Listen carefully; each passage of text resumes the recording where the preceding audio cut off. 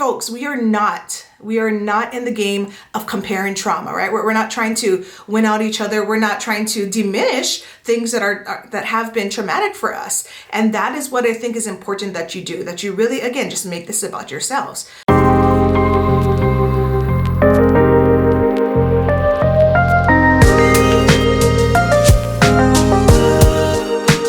Welcome back to the channel. If this is your first time here, hey, I'm Shan. I am a breakthrough mindset coach who helps you to reflect and accept your past so that you can reframe your future. Basically, I birth badasses. So make sure that you return every Sunday and subscribe, hit those notifications so we can get together every single week. Now, today we're going to talk about something that has helped me immensely in my personal growth. It hasn't been easy, but it has been the most profound work that I have done for myself. And really, the bottom line, it freaking works. That's really the most important part, is that it works. So what am I talking about? I'm talking about shadow work. Let's jump in. The interesting part for me is that I've been doing shadow work for a really long time, not knowing that it was shadow work or that it was called something else. You know, I've gone to therapy on and off for probably 20 years.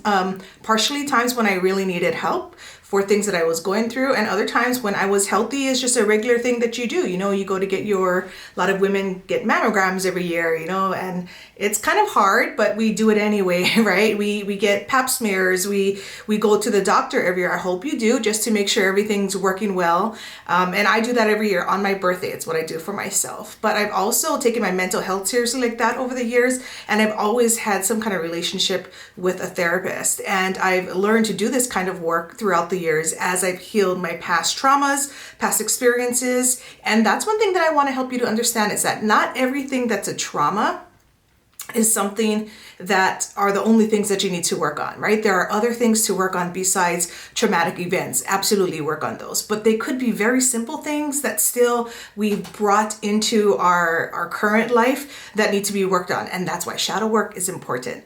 So let me tell you a little bit about what it is. Shadow work is actually the practice of healing and growth. Because it is doing two things, it also requires two things. The two things that shadow work requires is surrender and acceptance. Those two words, I can tell you right now, and you probably know this already through trial and error, that those two particular words are a lot easier said than done. I mean, am I lying? Surrender and acceptance, those are like the last things that many people want to do, but they are the reason why this works. The idea is, instead of attacking the things that we don't want to know, feel, or, address, the idea is that we go into this process with an attitude of compassion.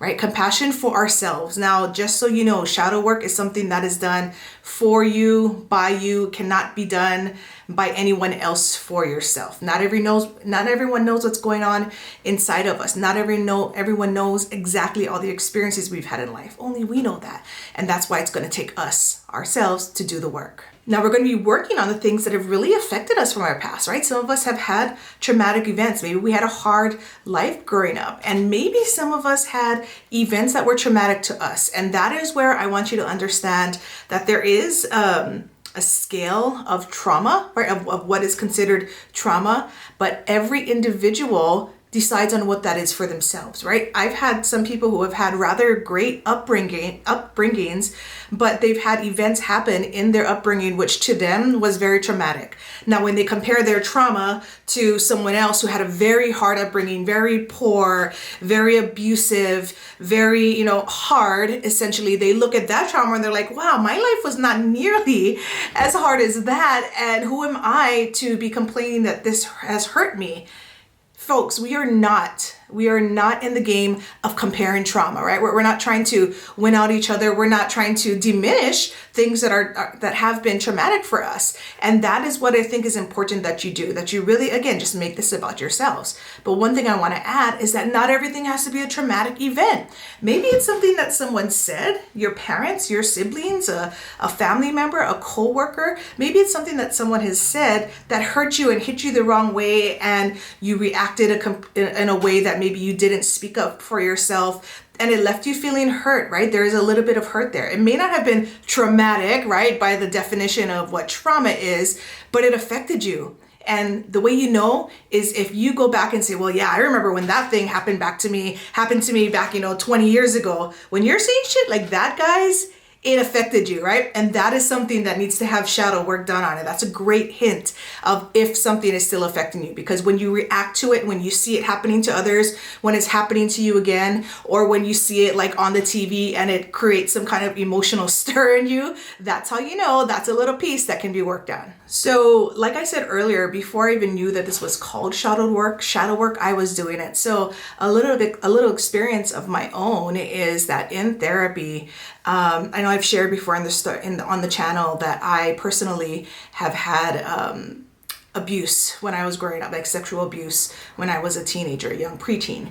And this was happening when a lot of things were going on in my life. And I'm talking about it now in my second book a lot more in depth. And it's been really great and cathartic for me to write it out and get it out. And that's kind of what we're going to talk about on next week's video. But getting back to that, this is my little bit of shadow work. And so I've been working with my therapist, and I've worked with her through years, right? And she asked me a question when I was talking about that time in my life, right? I think I was like 12 or 13 when I was talking about that time in my life. And she asked me, so where were your parents at this time? Now, my parents were newly divorced. I was living with my mom. My dad had moved to his own place, and my mom was working a lot, and she was kind of in the dating scene. I don't know what you would call that, but she kind of wasn't. But basically, she wasn't paying attention to me, which is kind of a way where this whole happened, right? Where an abuser was able to come into our house, unbeknownst to us that that's what was going to happen, and did these things to me over a period of a couple of years. They didn't live with us, but they had easy access to our house.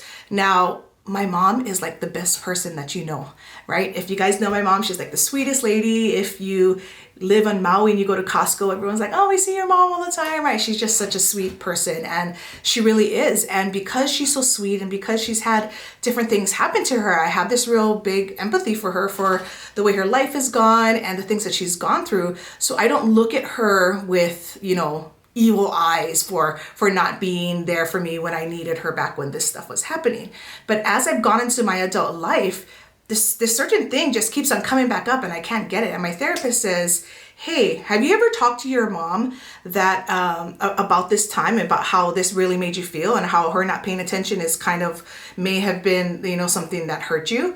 And I said, yeah, but my mom's so great. And that is the point of shadow work, guys. We can say, oh, well, yeah, like I did have a bad childhood, but you know what? Things are great now. So I don't really have to take care of that. No, you do. You do need to take care of that, right? Because it's going to keep on coming up in different areas. And so I had that talk with my mom and I said, hey, Mom, I'm not coming here to attack you. I know you only did the best with what you can, but I just want to tell you that this is how I felt at that time, right? And she's just like, what can she say? There's nothing that she can say. She was, of course, so sorry that this whole thing happened. She's aware that it happened. This is just me coming back and saying, revealing more to her.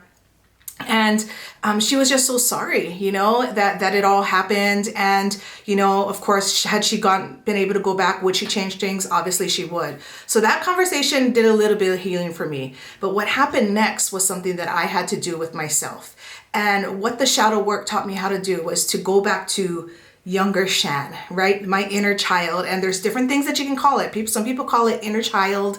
Some people call it their former self, their younger self. Sometimes people even call it by name. I call it young Shan or younger Shan or younger me, right? Or former me. There's a lot of things that I call it. But in this case, I went back to younger Shan. And I kind of had a conversation with her, right? And I acknowledged that those feelings of like abandonment that I felt, and I helped myself through that. It was like literally talking for a little while, but when I got into my journal, like I can go back into those pages and I can see like some of the spots where the ink is all running because my tears as I'm writing is coming down, right? It was really, like I said, cathartic.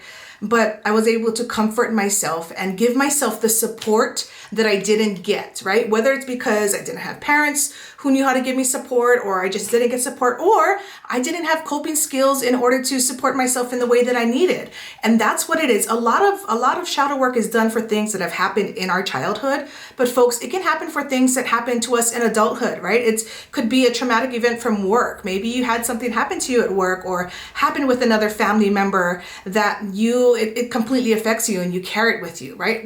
A lot of us have gotten into the habit of stuffing things down, way down, and making a great day of it, making it look like life is great, and for the most part it is. But those things that keep finding their way back up and kind of like vomit coming back up, these are things that need to be worked on. And folks, I know I talk a lot about manifestation, about affirmations, about keeping things positive, and they are. Shadow work is not a negative work. Shadow work is a positive work, because as much as light as those things, manifestation, affirmations, and all those things bring into your life to help you to get the life that you want, if you don't take care of the things that are in the shadows, right? The things that you've stuffed down deep all these years, as far up as you go, you will never reach the heights that you need to, because this stuff will always be pulling you down at least a little bit. You'll have some success, right? I personally had success, and a lot of my success felt like it got capped out because I was still holding on to these things. And I've noticed the more I've let go, the more I've gone up. And I'm going to share an example with you that I found on,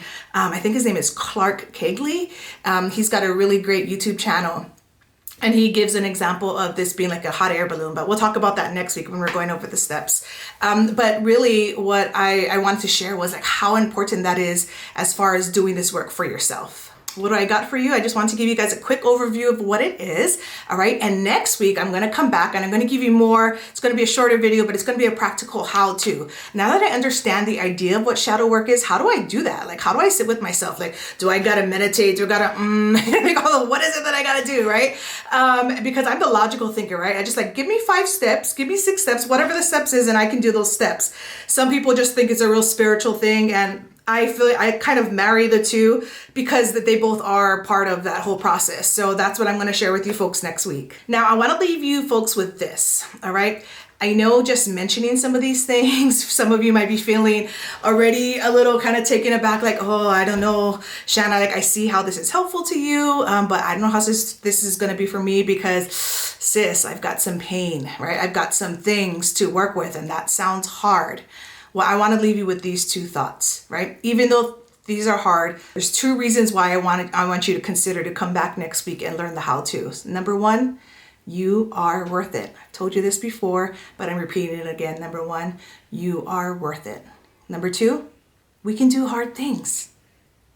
We can do hard things, folks. And when you do hard things, and if you really even feel like, man, I can't do hard things, think about number 1, right? You are worth it, and therefore you can do hard things. If you remember those 2 things and you consider that over this next week as you're considering, how is Shan going to tell us how to do this shadow work? I want you to think about that and remember that, affirm that, give that to yourself in an affirmation, and continue giving it to yourself until we come back next week and I give you the steps and you can get started on the work. I'm also excited to share this with you next week because I'm actually adding shadow work as an additional step that's actually going to be coming out in my brand new series of my Audacity Academy that's coming out in early May. We didn't have this in my former series. It's a place that I'm actually adding into it. So I'm super excited to reveal that to you folks, to kind of have you get a taste of how it works so that you can kind of see how in the Academy, my 12-week coaching course, how I sit there and I help you personally to do this. You're going to get a little taste of how to do that next week. I hope that you folks enjoyed this week's video. Go ahead and hit the like button if you're a little scared about what's going to come up next week. Don't be scared. It's going to be all right, guys. It's all good stuff. So until I see you on the other side, I want you folks to do what? Keep evolving. I'll see you next week Sunday, guys. Take care. Bye.